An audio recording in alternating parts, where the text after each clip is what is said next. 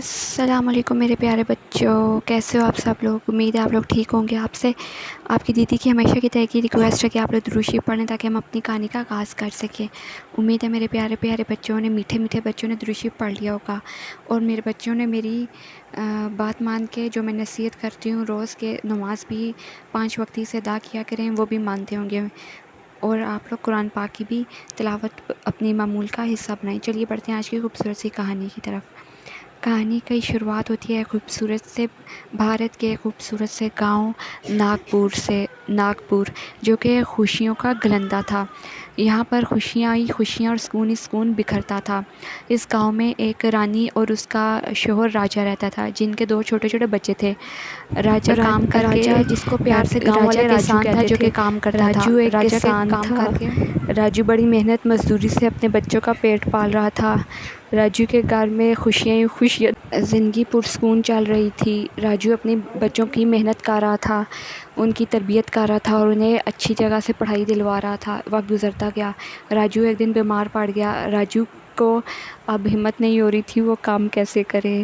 راجو بڑی مشکل سے کام پر جاتا اور کما کر لاتا، جس سے اس کی بیوی گھر کا چولہا جلاتی۔ پھر وقت گزرتا گیا، راجو کے بچے بڑے ہو گئے، انہوں نے بھی اپنی پڑھائی کے ساتھ ساتھ کھیتی باڑی شروع کر دی۔ راجو کے بچے بہت لائق اور قابل تھے۔ راجو نے ان کو کیونکہ اچھی تعلیم دلوائی تھی، اور وہ بھی احساس کرنے والے اچھے بچے تھے، محنت سے پڑھتے تھے، ایک دن وہ کامیاب انسان بن گئے۔ راجو اور گاؤں والوں کی خدمت کرنے کے لیے انہوں نے گاؤں میں ہاسپٹل بنایا۔ راجو کی بیٹی ڈاکٹر بن گئی، جس نے اپنے MBBS کے لاسٹ ایئر میں گولڈ میڈل اچیو کیا اور ٹاپ کیا، اور بیٹا اس کا انجینئر بن گیا۔ ان کو بہت بڑی بڑی آفرز آئیں انٹرنیشنل لیول پر انہوں نے اپنے گاؤں پر ہی رہ کر خدمت کرنے کا فیصلہ کیا۔ انہوں نے گاؤں کے ہی بچوں کے لیے اچھا سا بڑا سا اسکول بنایا، کالج بنایا، اور ایک بہت بڑا ہاسپٹل بنایا، جس میں گاؤں کے لوگوں کا مفت علاج ہوتا تھا، اور گاؤں کے لوگ انہیں خوشی سے دعائیں دیتے تھے۔ ان کی پریشانیاں تقریباً ختم ہو گئی تھی۔ گاؤں والوں کے بچے ان کے اسکول میں اچھی تعلیم حاصل کرنے لگے، اور پھر ایسے ہی یہ گاؤں ہنسی خوشی اپنی زندگی گزارنے لگا۔ گاؤں کے لوگ بھی ایک دوسرے کے ساتھ بہت مخلص تھے، ایک دوسرے کے درد اور دکھ سکھ میں شریک ہوتے، دوسرے کے دکھ کو اپنا دکھ سمجھتے اور اس کے دکھ کو کم کرنے کی کوشش کرتے، ایک دوسرے کے ساتھ بھلائی کا کام کرتے۔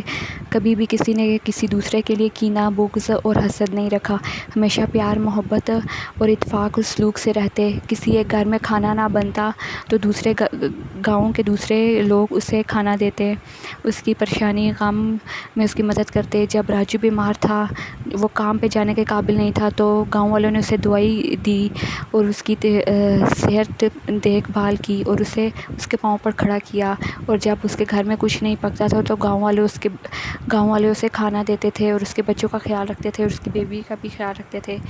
گاؤں والے بہت آپس میں اتفاق پیار تھا، ایسا مثالی گاؤں تھا جس کی تعریف دور دور گاؤں میں بھی ہوتی تھی کہ ایسا عمدہ گاؤں ہے۔